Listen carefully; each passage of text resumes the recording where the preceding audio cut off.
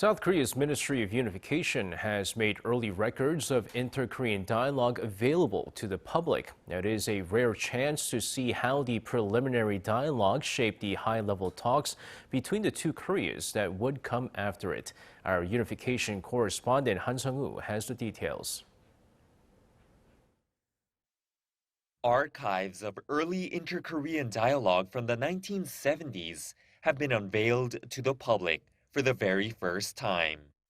South Korea's Ministry of Unification on Wednesday disclosed a total of 1,652 pages of documents from the inter-Korean talks conducted from August 1970 to August 1972. They feature the first point of contact between South and North Korean Red Cross delegates since the peninsula was divided, along with 25 rounds of preliminary talks. We can say that if it weren't for the Red Cross talks, there would never have been full-fledged government-level talks between South and North Korea, led by the South-North Coordinating Committee.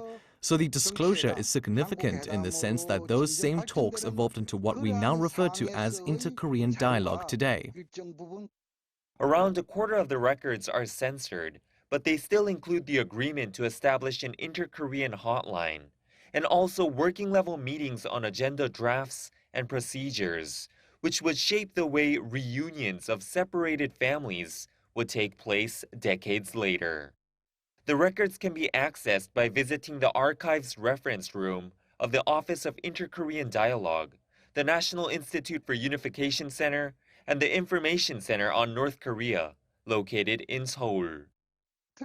Their disclosure is a tad overdue, but the papers in their own way still hold both academic and educational meaning. I'm hoping they will serve as a catalyst so that more and more dialogue records between the two Koreas are made available to the public down the road. And that's exactly what the Unification Ministry is aiming to do. With Wednesday's trial disclosure, the ministry says it plans to make archives of inter-Korean talks more accessible to the public in accordance with regulations.